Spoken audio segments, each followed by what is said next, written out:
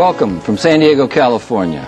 We are reaching you in English, Spanish, and Portuguese live through a unique and complex international telecommunications network via satellite, microwave, and cable.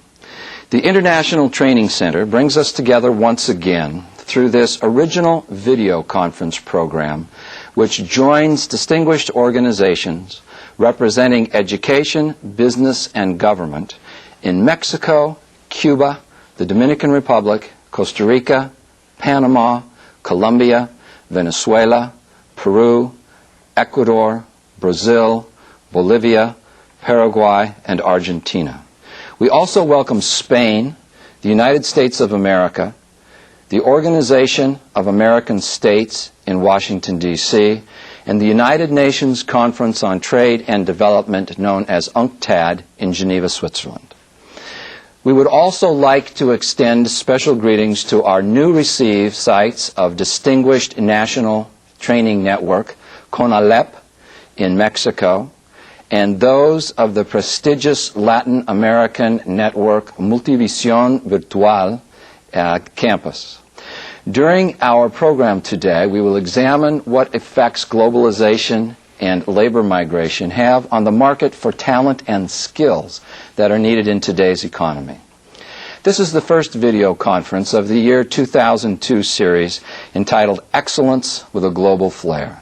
I'm Richard Page of the Page Firm, a law firm specializing in international business litigation, arbitration, and mediation, and your moderator for today's program.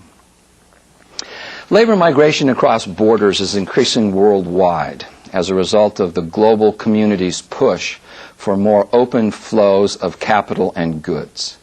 The workplace is fast becoming irreversibly more multicultural and dynamic. Immigrants bring ambition, vigor, and ideas. One of the challenges that organizations face today is how to develop more effective job location placement and career development services to be able to compete for the talent and skills most suited to their needs. A more globalized work environment might just be the only formula for success in the future. This exciting video conference will present an overview of the growing impact of globalization in our organizations, the expected changes in the work environment, and the strategies organizations need to adopt to stay ahead in this new and complex market of talent and skills. Business, government, and education, challenged by rapid technological advances and increasingly complex markets, must now, more than ever, strive to increase their productivity and competitiveness. Developing an enriched and revitalized workforce in a drastically more flexible and multicultural environment is a goal successful organizations and communities around the world should focus on achieving. Let me introduce today's first speaker, Mr. Charles Brass. He is the chairman of the Australian-based NGO, the Future of Work Foundation. The mission of his organization is to create a better future for work.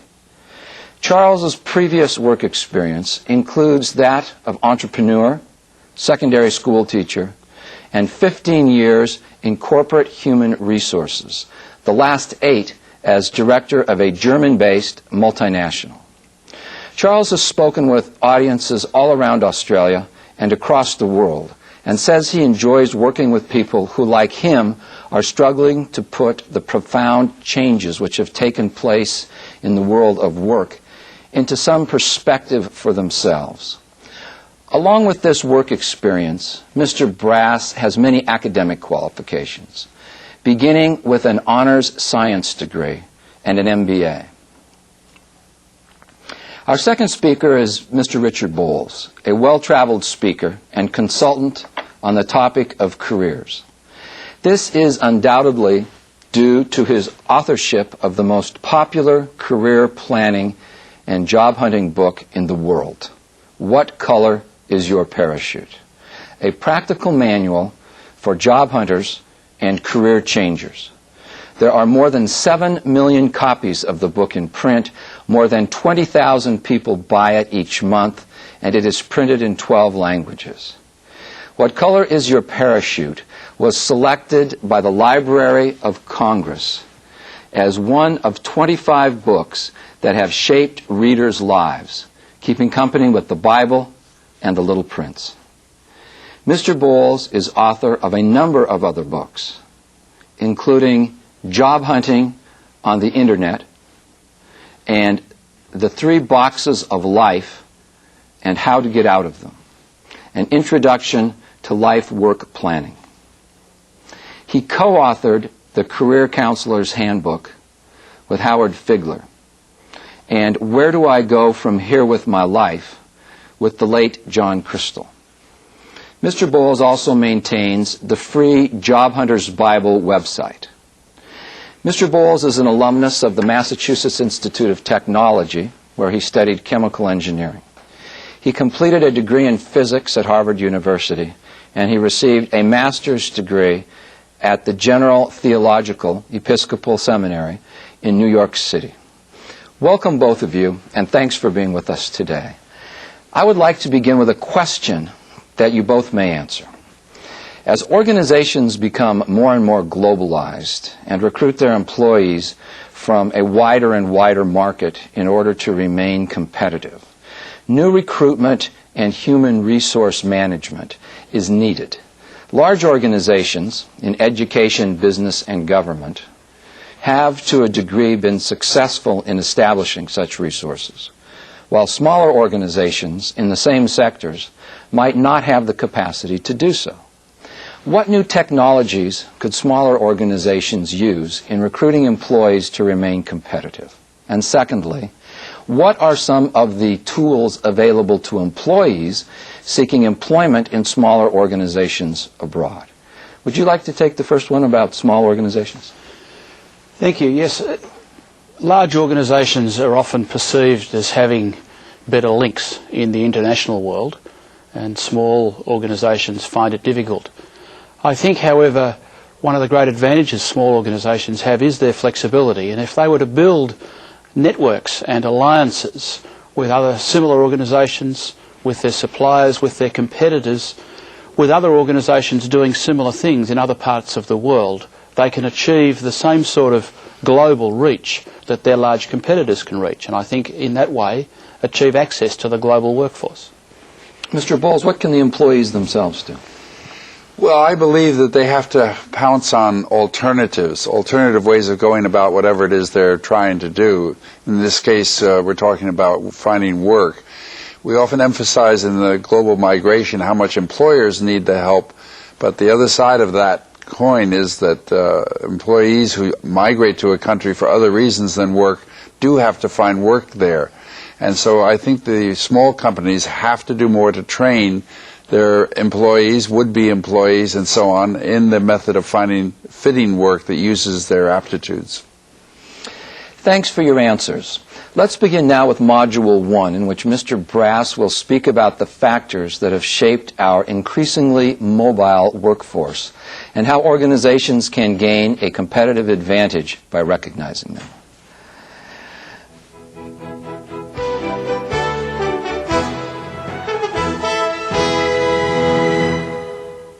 I live in Australia, which is widely regarded as one of the best countries in the world in which to live. Yet, last year, more than 157,000 people left Australia without expecting to return. To put this in some context, this is more than twice the number who migrated from Australia for employment-related reasons just 20 years ago. More than 1/3 of these migrants are under 34 years of age, and they are not leaving Australia because they don't like the place. Rather, they're leaving to join the global labour force, and they're being joined by people from countries right across the globe. This trend is not just evident in so-called developed countries, it is being experienced everywhere as the best and brightest young and not so young people are being lured to work across national boundaries. To give examples from two countries in this region for which reliable statistics are available, in Ecuador, employment-related outflows increased by 80% between 1986 and 1996, and in Mexico, between 1992 and 1995, migration increased by 27%. And one example from another part of the world, in Japan, between 1986 and 1999, employment-related migration increased by 280%. Of course, all these people have to go somewhere, which means many countries are also seeing record inflows of migrants seeking and getting employment. To quote some further statistics which emphasise this point, Peter Stalker in Workers Without Frontiers points out that between 1970 and 1990, the number of countries classified as major exporters of labour increased from 29 to 55. The number identified as major importers of labour increased from 39 to 57, and the number which were both major importers and exporters of labour increased from 4 to 15. In Australia, for example, we lost 157,000 people to jobs overseas, but we also had nearly 265,000 people take up skilled jobs in Australia during the same period. An indication of increased awareness of the importance of this type of migration is this article from a major Australian newspaper during last year. One of our national political parties identified the nearly 1 million Australian voters who live overseas as a niche market and lobbied them personally in the lead up to last year's election. When politicians start to believe there are votes in something, you know it must be important. What we are seeing across the world is an increased economic flow of labour paralleling significant increases in international flows in trade and in capital over the past 100 years or so. International flow in trade is nothing new. It dates back to Marco Polo and before that to Vikings in long ships. International flow of capital is more recent but just as profound, with trillions of dollars circling the globe every day. Migration of labour is also, in one sense, nothing new at all, since many people believe that the entire human race is descended from a single individual who lived in Africa more than 2 million years ago, and, as population increased, slowly spread around the world. More recently, wars, natural disasters and diseases have spawned huge movements of people from one place to another. But the internationalisation of the labour force is a very modern phenomenon, and a phenomenon whose implications are barely understood. Let me take a few minutes to explore some of the issues which arise as labour becomes more mobile. The most commonly mentioned consequence of labour migration is a loss of skilled labour, or more colloquially, a brain drain. To some extent this is true, since young and highly educated feature prominently in migration statistics. The same can also be seen by examining the employment practices of multinational companies, who make a habit of moving their most capable young employees around the world. This picture, however, is nowhere near as simple as this. Firstly, multinationals only employ a small minority of the people in any country. In 1993, multinational corporations employed less than 3% of the world's workforce. Secondly, much labour migration takes place between countries with common borders, and in these instances it is predominantly unskilled workers who migrate. And thirdly, as I have already noted, much migration nowadays is reciprocal, and often more skills are gained through inwards migration than are lost through emigration.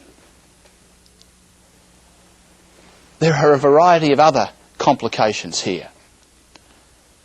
Portability of educational qualifications hasn't increased at the same rate as labour mobility, and many migrants find themselves unable to use skills they gained at home because their host country does not recognise their qualifications. In my view, there is a significant opportunity here. Those countries or institutions within countries who can create robust processes for recognising prior learning as part of their educational curricula will become more attractive destinations for the wandering skilled migrant. Networks such as that of the International Training Centre, the host of this program, have a significant role to play in facilitating more effective utilisation and transfer of skills between countries. This works both ways. First, it helps in attracting skilled workers who can be confident that their qualifications will be recognised. And second, for the same reason, recognition of prior learning attracts domestic immigrants to return after a period of time away. There is another aspect to be considered here. Educational institutions are notoriously conservative, and their curricula often change too slowly to keep pace with a fast-changing world. Invariably, this results in a surplus of skills in one area and a deficit in another, something governments around the world are struggling with as they try to decide where to target their scarce education expenditure. Given that over half of all the jobs being filled today didn't even exist just 30 years ago, deciding which educational curricula to invest in can be quite a challenge. All too often, by the time educational infrastructure has geared itself up to target a particular specialist area, a shortage has turned into a glut. The excess of lawyers in many countries today is just one example. The media in many countries have enjoyed reporting stories of educational institutions training graduates in disciplines long after the specific need has disappeared. It may be possible to increase the rate of change inside educational institutions to some extent. However, I think this runs the risk of creating systems which are too narrowly focused on meeting today's immediate needs and overlooking the more timeless qualities of education, such as learning from the past. Instead, it seems to me there are at least two other ways of dealing with what I believe is the inevitable lag between current workplace priorities and educational outcomes. The first has to do with recognising that learning how to think is at least as important as learning what to think. Leading edge educational institutions have appropriately devoted more time and effort in recent years into understanding the processes of thinking and learning than they have spent in revising the actual content of their courses and programs. There's still more to be done here. Employers and students themselves, as well as educators, need to recognise that ability to recall specific facts or data really is much less important than knowing how to get and to use the information you need. Building units on learning to learn into all educational programs will increase the number of people emerging from formal education who can deal flexibly with whatever circumstances confront them in the workplace. But there is a second step needed as well. Having a flexible approach to learning is only of limited use if the actual opportunities for new learning do not exist. This is where centres like the International Training Centre have a key role. By providing relatively easy access to leading-edge knowledge and understanding, these centres really do assist in the actual process of retraining, or as it is often called, lifelong learning.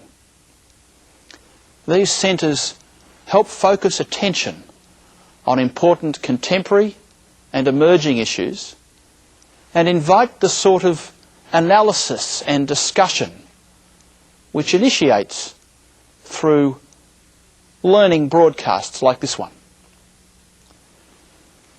In broadcasts like this one, ITC introduces new themes or challenges, and then the interactions created by site coordinators provide a practical mechanism for applying these themes and challenges to individual situations. Another common solution to these skills transfer and recognition issues, promoted not surprisingly by the USA and by multinational corporations, is the internationalisation of educational curricula. Developing common international curricula, particularly in strong vocational skills, so the argument goes, would make skilled labour even more mobile. We can see this becoming a reality as more and more universities and technological institutes offer their courses over the internet. In this region, you've seen the rise of NAFTA, a clear attempt to reduce at least the economic importance of traditional nation states. In Europe, it's the European Union. In South America, Mercosur. I understand and appreciate the importance of our emerging global consciousness. But I hope we have enough sense to create it in a way which doesn't destroy the rich diversity which currently enriches our world. I'm a strong believer in what the current leader of South Africa, Thabo Mbeki, calls global neighbourhoods. A second issue to consider, as international labour migration increases, is finance. What are the monetary implications of a more mobile workforce? Again, this is a complex issue.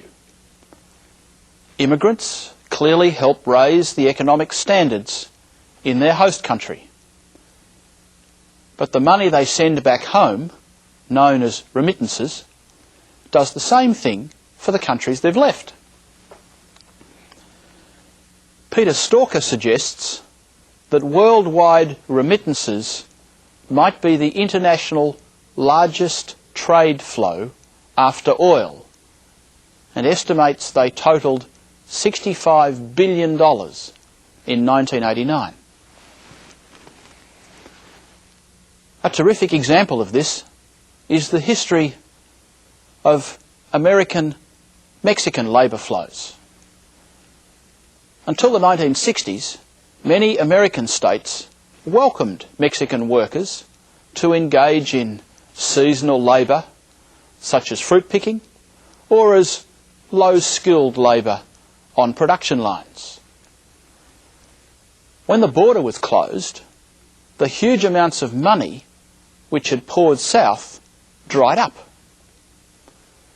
In order to make up this gap, the Mexican government had to heavily subsidise and tariff protect the development of the so-called maquiladora plants, set up on the border to produce for and trade with the USA.